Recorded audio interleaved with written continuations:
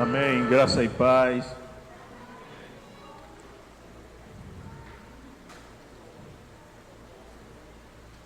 Estamos no passo de fé. Passos de fé. Alguém para dar testemunho hoje sobre alguma bênção que recebeu de Deus? Levante a mão. Abra sua Bíblia em Atos capítulo 10.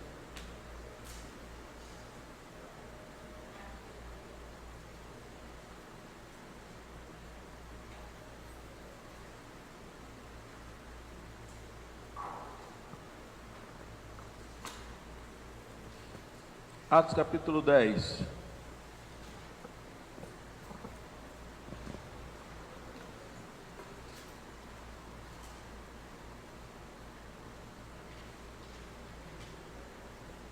Verso 38.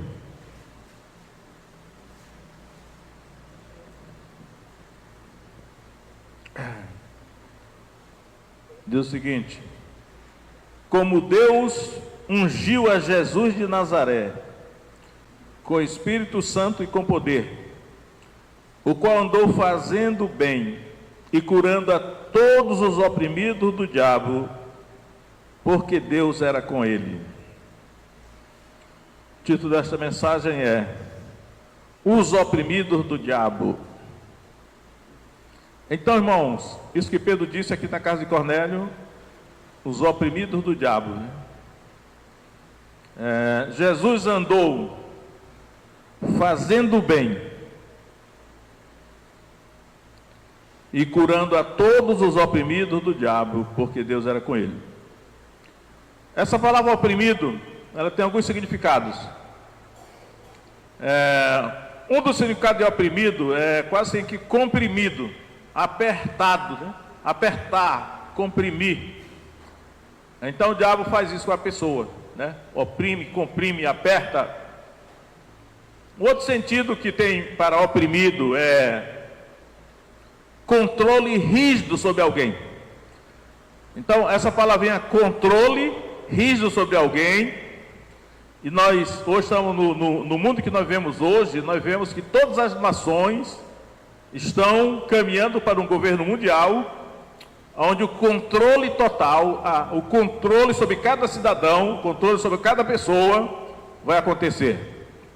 E a gente identifica então quem está por trás desse controle, porque o controle total, o controle rígido sobre a vida de alguém, isso é opressão, os oprimidos do diabo. Nesse texto aqui, a palavra de Deus revela quem é realmente o opressor, quem está por trás de toda forma de opressão é o diabo.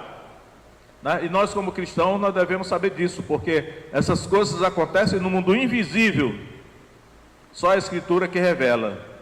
Aos nossos olhos parece que é uma coisa normal.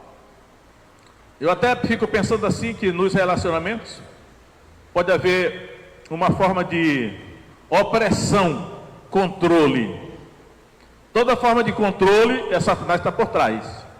Então, por exemplo, se o marido telefona de 10 em 10 minutos para a mulher, para saber onde é que ela está, é controle, isso é opressão. Tecnicamente falando aqui, na etimologia, a semântica da palavra. Se a mulher telefona de 10 em 10 minutos para o marido, ou então pede relatório de tudo que ele fez, é controle, opressão. Já sabe quem está por trás, né? Todos os oprimidos do diabo, Jesus andou curando. Está cheio de oprimidos, né? É o diabo que está por trás de toda forma de opressão. Seja opressão em nível pessoal, familiar, governamental, eclesiástico. Então, irmãos, Jesus andou por toda parte curando a todos os oprimidos do diabo, porque Deus era com ele. Existe também um outro sentido de opressão que está em Mateus 11, 28, quando Jesus diz assim: vinde a mim todos que estáis cansados e oprimidos. Eu gosto dessa tradução oprimidos, porque eu creio que o correto é oprimidos mesmo. Mas a tradução alternativa para oprimidos, que algumas versões trazem, é sobrecarregados. Sobrecarregado é alguém que está transportando um fardo, um peso maior do que ela pode suportar. Então ela está vergada debaixo daquele peso, e por isso que ela está oprimida, que é o sentido de Mateus 11:28, Jesus diz assim: vinde a mim todos vós que estáis cansados e oprimidos, e eu vos aliviarei. Tomai sobre vós o meu jugo, e aprendei de mim, que sou manso e humilde de coração, e encontrareis descanso para as vossas almas. Às vezes eu pergunto assim, por que Jesus disse, eu vos aliviarei? Ele só vai dar alívio mesmo? Por que ele não resolve logo de uma vez por todas? Acredito que o certo é alívio mesmo, porque Jesus diz assim: o diabo colocou um jugo pesado sobre as pessoas. Ele colocou uma canga. E aí eu vou libertar vocês desse jugo, mas eu não vou dizer que vocês estão livres, porque eu vou colocar um jugo sobre vocês também. No lugar do jugo do diabo, eu vou colocar o meu jugo sobre o pescoço de vocês. Só que o meu jugo é suave, o meu fardo é leve. O jugo que o diabo coloca no pescoço das pessoas machuca. É um jugo de madeira ou de ferro. O que Jesus coloca é um jugo de algodão, com almofada, travesseiro, para não machucar o pescoço. Ele disse, e o meu fardo é leve. Assim como vocês estão oprimidos e sobrecarregados sob um fardo mais pesado que vocês podem transportar, porque tem gente que diz assim, eu não aguento mais. Pessoas que andam até vergadas debaixo desse fardo. Jesus diz, o meu fardo é leve, eu vou colocar para vocês carregarem um fardo de algodão. Então, mas você vai ficar sempre com o jugo, né? Porque eu sempre digo, não adianta se iludir. Ninguém é livre desse mundo, porque o ser humano é muito fraco para ser livre, né? Quem é fraco não pode ser livre, porque se for livre vai ser dominado por alguém, e aí vai ser oprimido, a não ser que essa pessoa que o domina seja uma pessoa boa, e é o caso. Aqui na linguagem espiritual da Bíblia, os seres humanos são fracos, e se forem livres, serão capturados pelo diabo, para serem oprimidos. Agora, se eles forem capturados por Jesus, que é bom, então eles estarão protegidos, né? Porque, como qualquer dono de escravos, Jesus protege os seus. O maligno não lhe toca, porque tem na vida dessa pessoa a marca de Jesus. Olha isso aqui, eu estou vendo JC ali nas costas dele. Então ele pertence a Jesus. Eu não vou me meter nisso não, porque o diabo tem, Satanás, o diabo tem medo de Jesus. Mas está cheio de gente, até com o nome de crente aí, sendo oprimido pelo diabo. Mas Jesus andou por toda parte fazendo o bem e curando a todos os oprimidos do diabo, porque Deus era com ele. Ele ainda faz isso hoje? Sim, eu acredito que sim. Por isso que, apesar de que Jesus ressuscitou e ele foi recebido no céu, assentou-se à direita do trono de Deus, mas ele enviou o Espírito Santo, que é o outro Consolador, para substituí-lo. O Espírito Santo, então, ele tem o mesmo poder que Jesus tem, e ele que está aqui conosco, né? Então o Espírito Santo nos protege. Aí eu quero mostrar lá no Antigo Testamento, porque a linguagem do Antigo Testamento é uma linguagem velada, criptografada, para que nós não possamos ver o mundo espiritual muito claramente, a não ser em algumas poucas passagens. O Novo Testamento se revela mais, né? Quem é realmente que está por trás das coisas. Então, essa opressão que você está sentindo aí,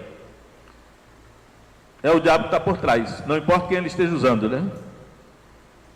A opressão de toda uma nação, não importa qual inimigo que esteja sendo usado, mas é o diabo que está por trás. Então quero mostrar essa palavra oprimidos em Juízes capítulo 4, para ver como a nação toda pode ser oprimida pelo diabo, usando outra nação, que ele domina e controla. Então veja só, Juízes capítulo 4, a partir do verso 1, para a gente entender que sempre tem um motivo. Deus não deixa o diabo oprimir ninguém se não houver um motivo, né? Há uma causa, uma legalidade que ele reivindica. Então aí, Juízes 4:1. Porém os filhos de Israel tornaram a fazer o que era mal aos olhos do Senhor, depois de falecer Eude, que era o juiz. E entregou-os o Senhor na mão de Jabim, rei de Canaã, que reinava em Hazor, e Sísera era o capitão do seu exército, o qual então habitava em Harosete dos gentios. Então os filhos de Israel clamaram ao Senhor, porquanto ele tinha 900 carros de ferro, e por 20 anos oprimia violentamente os filhos de Israel. Olha aí, irmãos, os filhos de Israel, a nação de Israel, por 20 anos era violentamente oprimida. E Jesus andou por toda parte, curando a todos os oprimidos do diabo, porque Deus era com ele. E aqui no Antigo Testamento, pela linguagem velada do Antigo Testamento, aparentemente aos olhos humanos, era esses cananeus, esse rei de Canaã, Jabim, que oprimia violentamente os filhos de Israel. Mas, quando na linguagem do Novo Testamento tira o véu, quem estava por trás deles era o diabo. O diabo estava oprimindo durante 20 anos, violentamente, uma nação inteira, o povo de Deus, o povo de Israel. Mas tinha um motivo, porque eles fizeram o que era mal aos olhos do Senhor. E aí eles clamaram ao Senhor. E aí Deus levantou um juiz.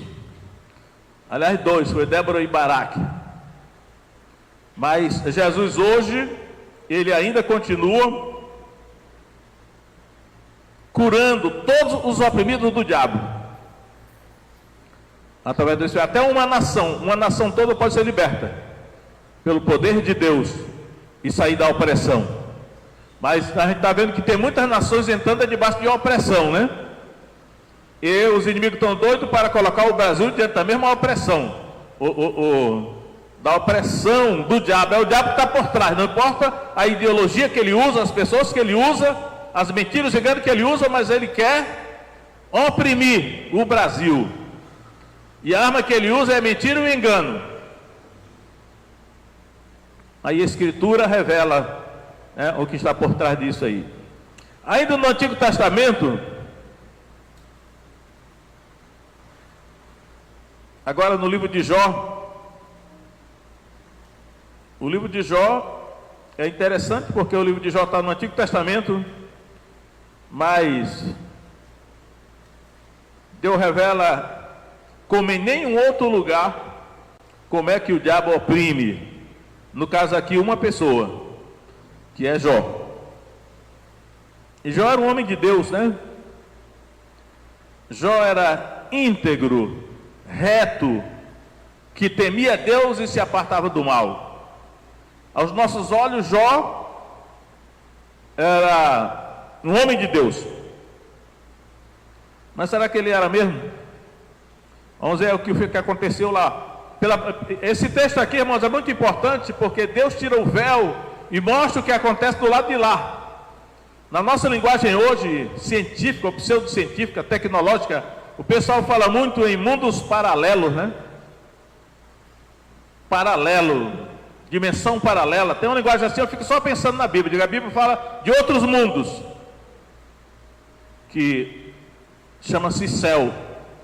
O céu é mais de um. Eu estava vendo duas pessoas debatendo a respeito de céu, e aí a pessoa vai lá para o Antigo Testamento e diz assim: olha, céu é o firmamento, a expansão. E aí aquele rapaz que era ateu, ele dizia assim: a palavra expansão significa o ferro que é batido, até se expandindo assim. Isso é céu. que os antigos hebreus acreditavam que esse é o sentido de hierarquia, que está em Gênesis 1:8. Eu digo, ele tem razão, só que ele não sabe de uma coisa, que a palavra céu tem vários significados na Bíblia, esse é só um deles. E a palavra céu é Hashamai, significa, está no plural, plural dual. Então há mais de um céu, sempre o céu está no plural. Tanto o céu é a expansão, que eles defendem que há um domo por sobre as nossas cabeças, isso é verdade mesmo, está lá em Gênesis. Mas também tem outro significado de céu, que é um outro mundo onde Deus habita, tem um outro mundo onde os anjos habitam. Aí o Novo Testamento que revela isso, principalmente em Apocalipse. Agora, a Bíblia também fala no Novo Testamento do terceiro céu, né? Paulo foi ao terceiro céu, o jardim do Éden, o paraíso. Então, não adianta se iludir, né? Tem mais de um céu. Mas aqui, Deus mostra o que acontece lá no céu, com essa reunião que houve lá. Vamos lá, João 1:6. E num dia em que os filhos de Deus vieram apresentar-se perante o Senhor, e aqui eu quero dizer aos irmãos que filhos de Deus aqui é anjos, veio também Satanás entre eles. Então o Senhor disse a Satanás: de onde vens? E Satanás respondeu ao Senhor e disse: de rodear a terra e passear por ela. Irmãos, olha só, o que Satanás faz é o mesmo coisa que o diabo: rodear a terra e passear por ela. Ele rodeia a terra e passeia por ela. Um dia ele está no Brasil, outro dia está na América, outro dia ele está na China, outro dia ele está na Bolívia, ele fica passeando pela terra. Disse o Senhor a Satanás: observaste tu meu servo Jó, porque ninguém é na terra semelhante a ele, homem íntegro, reto, que temente a Deus e que se desvia do mal? Então respondeu Satanás ao Senhor e disse: porventura teme Jó a Deus debalde? Porventura tu não cercaste de proteção a ele, a sua casa e a tudo quanto tem? A obra das suas mãos abençoaste, e o seu gado se tem aumentado na terra. Mas estende a tua mão, toca-lhe em tudo quanto tem, e verás se não blasfema contra ti na tua face. E disse o Senhor a Satanás: eis que tudo quanto ele tem está na tua mão, somente contra ele não estendas a tua mão. E Satanás saiu da presença do Senhor. Agora, irmãos, isso aqui é muito instrutivo. Deus deu a Satanás liberdade para oprimir Jó. E a partir daí, eu não vou contar a leitura, mas não vão ver que tudo que Jó tinha, o diabo destruiu por meio de um povo chamado Sabeus, talvez os habitantes de Sabá, outro povo chamado Caldeus, que são os caldeus babilônicos. Satanás, manipulando esses povos todos, destruiu toda a riqueza de Jó em animais, em servos, e até manipulou o vento, porque um vento veio do mar e destruiu a casa onde os 7, na verdade os 10 filhos, porque era 7 homens e 3 mulheres, e matou os 10 filhos de Jó. Ou seja, Satanás oprimiu duramente Jó, só que foi com autorização de Deus. E porque tem um motivo, né? Eu só vejo gente escrever e dizer assim: olha, Jó não tinha pecado nenhum, e Deus deixou Satanás oprimir Jó sem causa. Na verdade não, Jó tinha um pecado sim, chamava-se orgulho espiritual. Ele era tão íntegro, tão correto, que ele tinha orgulho, ele era orgulhoso disso, se achava melhor do que os outros. Mas o certo é, a gente sabe que na história de Jó, no final, Deus deu em dobro tudo que Jó antes possuía. Ele tinha 3.000 ovelhas no começo, depois Deus deu 6.000. E tudo que ele tinha, Deus deu em dobro, né? Mas, primeiro ele foi moído, Jó foi moído nas mãos de Satanás, passando pela essa opressão, oprimido. Jesus ainda não tinha vindo à terra no tempo de Jó, senão Jesus tinha livrado Jó. Embora Jó disse assim: eu sei que o meu Redentor vive e que finalmente se levantará sobre a terra. É claro, quando ele usou a palavra Redentor, eu acredito que ele não estava pensando em Jesus, né? mas no parente remidor, que é o parente mais próximo, que podia resgatá-lo. Mas profeticamente, ele, sem saber, ele falou de um parente remidor, né? Mas aí, irmãos, Jesus andou por toda parte fazendo bem e curando a todos os oprimidos do diabo, porque Deus era com ele. O diabo é o supremo opressor. Não importa quem ele usa, o que ele usa, mas a missão dele é oprimir. Só Jesus pode libertar alguém. A palavra que é usada é curar, né? É interessante que a palavra curar está em Atos 10:38. Curando todos os oprimidos do diabo, porque Deus era com ele. Só que a palavra curar que aparece aí não é a palavra costumeiramente que aparece terapeuo em grego, mas é uma outra palavrinha que eu acredito que tem um sentido mais também de libertar, né? Mas ainda no Novo Testamento, uma das pessoas que o diabo oprimia com a doença era a mulher encurvada.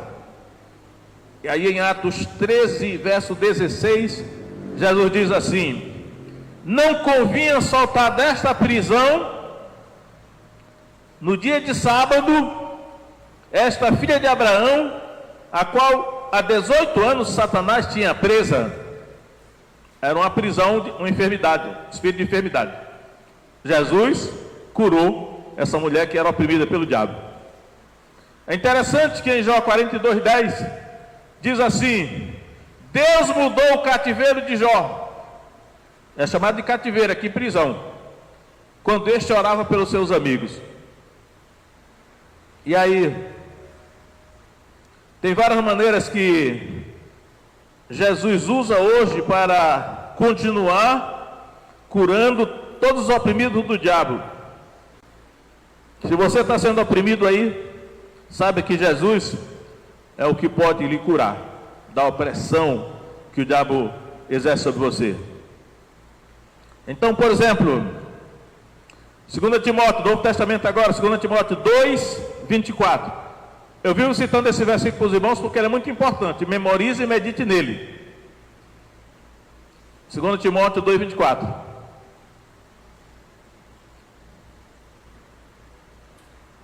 Que diz assim: e ao servo do Senhor não convém contender, mas sim ser manso, bem-aventurados os mansos, né?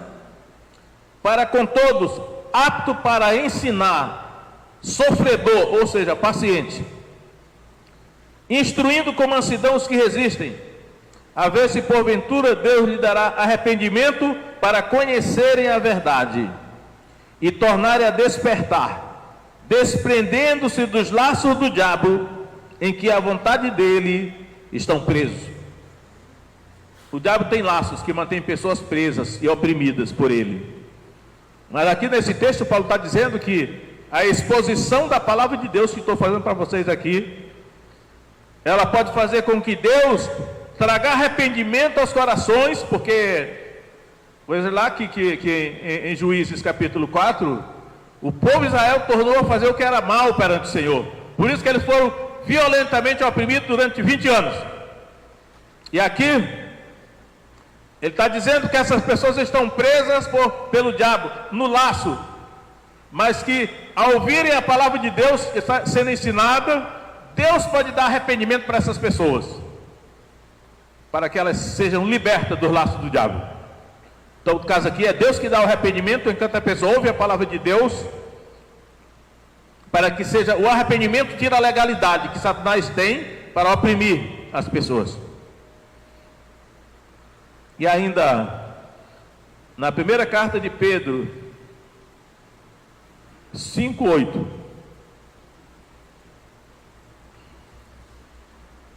sede sóbrios, vigiai, porque o diabo, vosso adversário, anda em derredor, bramando como leão, buscando a quem possa tragar ou devorar, ao qual resistem firmes na fé, sabendo que as mesmas aflições se cumprem entre vossos irmãos no mundo. Então, a opressão do diabo é por meio das aflições, do sofrimento, das perseguições. Isso é a vida cristã. Tem pessoa que se escandaliza e diz, rapaz, quando eu não era crente, eu vivia aí bem, em paz, agora que eu sou crente é perseguição, aflição, para todo lado, é o diabo oprimindo. Mas fixemos nisso. Assim como Jesus andou por toda parte fazendo bem e curando todos os oprimidos do diabo, porque Deus era com ele, ele continuou fazendo isso. Curando todos os oprimidos do diabo. Aqueles que sofrem. No caso da mulher hemorrágica, a mulher encurvada era uma doença, um espírito de enfermidade. No caso de Jó, foi doença e pobreza. Até os filhos de Jó ele matou, os 10 filhos. Mas depois Deus restaurou, restituiu, né? Então, irmãos, hoje nos passos de fé, nós devemos pedir que Jesus venha curar todos os oprimidos do diabo, toda a opressão, todo o jugo, toda compressão, controle rígido contra a nossa vida. Vamos trazer-os diante de Jesus para que Ele continue a curar, libertar todos os oprimidos do diabo. Ele disse, vinde a mim todos que estão cansados e oprimidos, eu vos aliviarei. E vocês vieram. Então nós vamos agora orar para fazer a nossa parte, assim como os filhos de Israel clamaram ao Senhor. E aí a Bíblia diz assim, Deus mudou o cativeiro de Jó quando este orava pelos seus amigos. E aqui nós estamos vendo esse caso que eu estou lendo de Atos 10:38, que Cornélio é muito parecido com Jó, porque Cornélio também, ele era piedoso e temente a Deus, orava e jejuava, e não era convertido, não era judeu, ele era romano. Mas quando o anjo chegou diante dele, o anjo disse assim, Cornélio, as tuas orações e as tuas esmolas estão em memória diante de Deus, por isso que eu fui enviado.